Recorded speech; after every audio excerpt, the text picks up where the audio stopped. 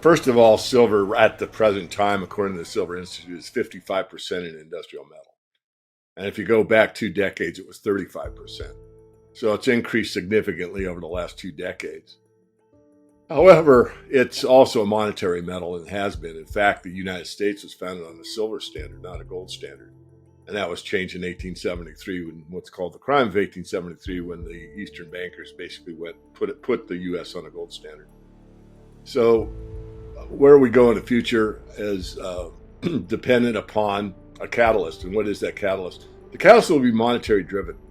The reason being is that there's pretty much a steady offtake in the industrial side. So that doesn't vary very much. Over time, it increases, as I said. But the variable is investment demand. And investment demand ebbs and flows. And I know you have some other questions because you sent them to me ahead of time, so I won't answer it ahead of time. But all markets move at the margin. So what's the biggest variable? It's really not silver jewelry. It's really not silverware. It's investment demand. People that say, oh, I need to buy silver. It's a safe haven, or it's too low in price. It's going to go higher. Or, I found out about the solar panels increasing, probably doubling within the next few years, and anything that, causes them to take action. There is the new solar panels actually use more silver per panel than less. And for the last 2 decades, they've been what's called thrifting, using less and less silver per panel to get the same amount of kilowatts of output. But what they discovered is with putting more silver in, they can really increase the output. So it's more efficient. It's better, bang for the buck. So the new panels are going to take about 80% of the market. So a lot of people think, well, the old style will be predominantly the market going forward, and that is not true. The ones that use the most silver will be the predominant solar panels moving forward. The natural ratio, what's coming out of the earth, is actually 8-to-1. 16-to-1 it's often talked about all over the internet. It's kind of a pet peeve of mine because that's the monetary ratio. That's what some men decided was the correct ratio monetarily. 16 ounces of silver bought 1 ounce of gold. So I think it's something to consider. But if you consider it in the same light as, say, platinum is 15 times rarer than gold. So why isn't platinum 15 times the price of gold? It's not. So the market has a way of determining the price. Now, I believe the price of silver, gold, platinum, palladium is inaccurate for a lot of reasons. I think the price of oil is inaccurate. I think a lot of prices are inaccurate because we really don't have a free market mechanism to determine price anymore. We determine the price on a derivative. And the derivative gets called out occasionally for the actual product. Excuse me.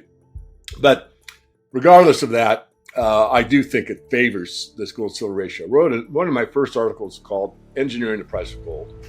And I went in and explained exactly how you determine the paper price of gold. It's an arithmetic problem. A third grader can do it.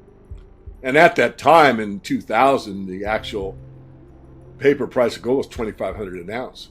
Today, using that exact same equation where you look at M0, true money supply, and the gold supply purportedly held by the Treasury, 265 million ounces, you do that division, it comes out over $15,000.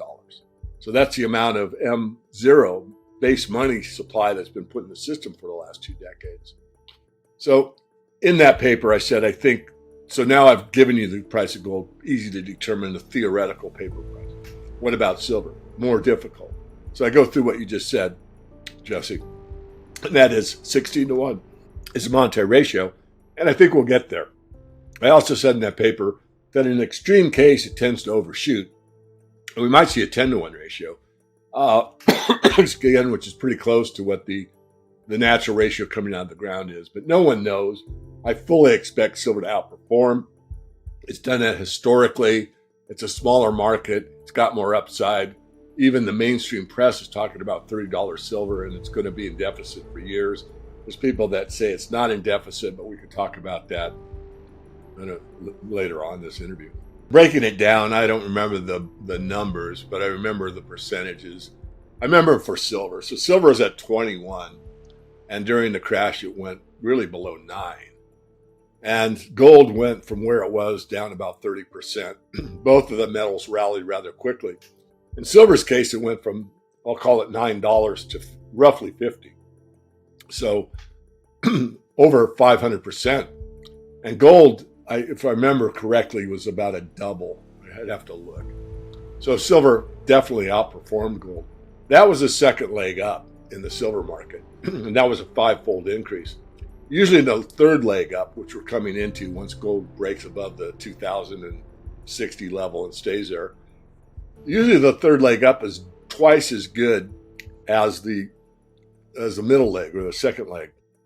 So if you get a five-fold increase in the price of silver in the middle leg, theoretically, historically, it'll be tenfold. So if we go from the bottom, we'll call it the bottom of the illness in March 2020, it's hit, I think, 12, and you multiply that by 10, you're looking at 120. If you looked at that as an anomaly, and silver was more around the $15, $18 range, and you do a factor 10, you're looking at $180 silver. Now, that doesn't mean it's going to do that. All I'm doing is giving you probabilities, high probabilities. I'm not one of these people that think gold's going to 50,000. It's going to cover all the outstanding credit, because silver and gold are actually physical assets that reflect the base money supply, or the kind of money you fold in your pocket, or M1, that type of thing. Others disagree. That's my take. And I'm not budging. I mean, if I was given different, someone could convince me I've changed my mind, but no one can or has so far. So it's an element that's used as money, and there's only so much of it, which makes it scarce, makes it precious, and makes it valuable.